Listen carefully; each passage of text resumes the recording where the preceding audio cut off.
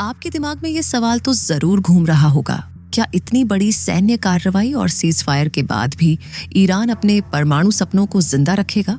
आज हम इस सवाल का जवाब ढूंढेंगे, और वो भी ऐसे कि आपके सारे शक दूर हो जाएंगे। तो चलिए बिना वक्त गंवाए एक ऐसी कहानी में कूद पड़ते हैं जो जासूसी थ्रिलर से कम नहीं। 22 जून 2025 को अमेरिका ने अपने B-2 स्टील्थ बॉम्बर्स से ईरान के 3 बड़े परमाणु ठिकानों फोर्डो, नटांज और इस्फहान पर हमला किया। इसे ऑपरेशन मिडनाइट हैमर कहा गया। लेकिन क्या ये हमला वाकई ईरान के परमाणु प्रोग्राम को खत्म कर पाया, या फिर ये सिर्फ एक और चैप्टर है एक ऐसी कहानी का जो अब भी खत्म होने वाली नहीं?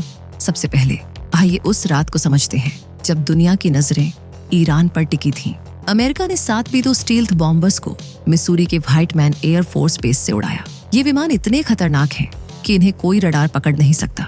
इन्होंने 18 घंटे की उड़ान भरी, हवा में 3 बार ईंधन भरा और फिर ईरान के परमाणु ठिकानों पर 14 बंकबस्टर बम गिराए। ये बम, जिन्हें GBU-57 मैसिव ऑर्डिनेंस पेनिट्रेटर कहते हैं, 30,000 पाउंड के होते हैं और 60 फीट मोटी कंक्रीट की दीवार को भेद सकते हैं। सोचिए, एक ऐसा बम जो पहाड़ के अंदर तक घुसकर तबाही मचा दे।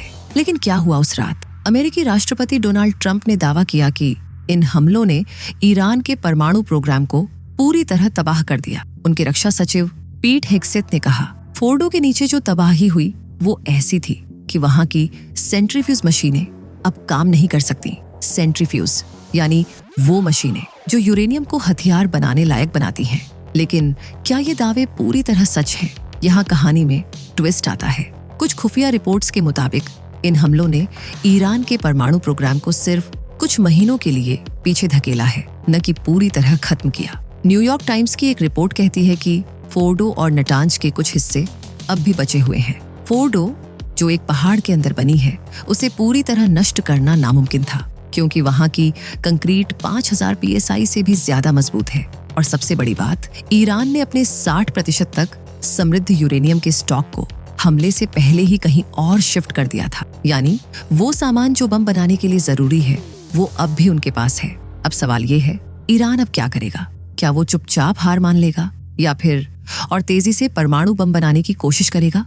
इसके लिए हमें ईरान की सोच को समझना होगा। ईरान हमेशा से कहता आया है कि उसका परमाणु प्रोग्राम शांतिपूर्ण है, बिजली बनाने के लिए। लेकिन इन हमलों के बाद ईरान के हार्डलाइन नेताओं का गुस्सा 7वें आसमान पर है। वो कह रहे हैं कि अब तो परमाणु हथियार बनाना जरूरी है ताकि भविष्य में कोई और हमला न कर सके। आइए एक पल के लिए रुककर इसकी गहराई में जाएं। ईरान का परमाणु प्रोग्राम कोई नई बात नहीं है। 1950 के दशक में अमेरिका ने ही ईरान को एटम्स फॉर पीस प्रोग्राम के तहत न्यूक्लियर टेक्नोलॉजी दी थी। लेकिन 1979 की इस्लामिक क्रांति के बाद सब कुछ बदल गया। ईरान और पश्चिमी देशों के बीच तनाव बढ़ता गया। 2006 में फोर्डो की शुरुआत हुई, जो एक ऐसी जगह थी जहां ईरान ने गुप्त रूप से यूरेनियम समृद्ध करना शुरू किया। 2015 में ओबामा प्रशासन ने ईरान के साथ न्यूक्लियर डील JCPOA की थी, जिसके तहत ईरान ने अपने परमाणु प्रोग्राम को सीमित करने का वादा किया था। लेकिन 2018 में ट्रंप ने इस डील को तोड़ दिया और तब से ईरान ने फिर से यूरेनियम समृद्ध करना शुरू कर दिया। अब 2025 की बात करें, international atomic energy agency IAEA ने पिछले साल कहा था कि ईरान के पास 400 किलोग्राम से अधिक यूरेनियम नहीं है, ज्यादा 60% समृद्ध यूरेनियम है। ये इतना है कि इससे 10 परमाणु बम बन सकते हैं। लेकिन बम बनाना इतना आसान नहीं। इसके लिए डिलीवरी सिस्टम चाहिए, जैसे मिसाइल, और वो टेक्नोलॉजी ईरान के पास अब भी पूरी तरह नहीं है। फिर भी विशेषज्ञ कहते हैं कि अगर ईरान चाहे तो वो कुछ महीनों में एक साधारण परमाणु बम बना सकता है। अब एक बड़ी समस्या की बात करते हैं। इन हमलों के बाद ईरान का अगला कदम क्या होगा? कुछ विशेषज्ञों का मानना है कि ईरान अब और छुपकर काम करेगा। मिडलबरी इंस्टीट्यूट के जेफरी लुइस कहते हैं, ईरान के पास अब भी वो ज्ञान है जो परमाणु बम बनाने के लिए चाहिए। आप बम को बम से नहीं मार सकते। यानी भले ही सुविधाएं नष्ट हो गई हों, लेकिन ईरान के वैज्ञानिकों का दिमाग तो अब भी उनके पास है। इसके अलावा ईरान ने नटांज के पास एक नई अंडरग्राउंड सुविधा बनाई है जो फोर्डो से भी ज्यादा गहरी है। अगर वो वहां काम शुरू करते हैं तो अमेरिका के बंकबस्टर बम भी शायद नाकाम रहे। और ये मत भूलिए, ईरान ने पहले भी अपनी परमाणु सुविधाओं को छुपाने में महारत हासिल की है। 2009 में फोर्डो का पता तब चला जब पश्चिमी खुफिया एजेंसियों ने इसे खोजा, वरना ईरान इसे गुप्त रखने में कामयाब था। अब बात करते हैं सीज फायर की। 24 जून 2025 को ट्रंप ने घोषणा की कि ईरान और इजराइल के बीच सीज फायर हो गया है। लेकिन ये सीज फायर कितना मजबूत है?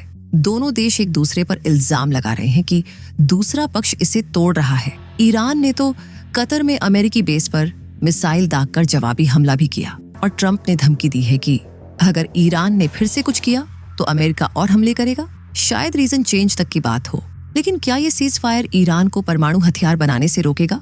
शायद नहीं। ईरान के supreme leader Ayatollah Ali Khamenei ने कहा है कि वो अमेरिका और इजराइल से बातचीत को लेकर शक में है और ईरान के पास अब भी वो यूरेनियम है जिसे वो कहीं और छुपा सकता है। कुछ लोग कहते हैं कि ईरान अब परमाणु बम बनाएगा। जवाब है हाँ, बन सकता है, लेकिन इसके लिए उसे बहुत बड़ी कीमत चुकानी पड़ेगी। अगर ईरान फिर से परमाणु प्रोग्राम शुरू करता है तो अमेरिका और इजराइल शायद और बड़े हमले करें, लेकिन अगर ईरान चुपके से काम करता है तो शायद वो कुछ सालों में बम बना ले। दूसरी तरफ अगर वो डिप्लोमेसी का रास्ता चुनता है तो शायद एक नई न्यूक्लियर डील हो सकती है, लेकिन अभी के लिए ये कहानी अधूरी है। तो दोस्तों, ये था वो सारा सच जो आपको इस बड़े सवाल का जवाब देता है। ईरान का परमाणु प्रोग्राम अभी पूरी तरह खत्म नहीं हुआ है। अमेरिका के हमले ने उसे जरूर झटका दिया, लेकिन ईरान के पास अब भी कार्ड्स बचे हैं और अब दुनिया की नजरें इस बात पर हैं कि ईरान अगला कदम क्या उठाएगा।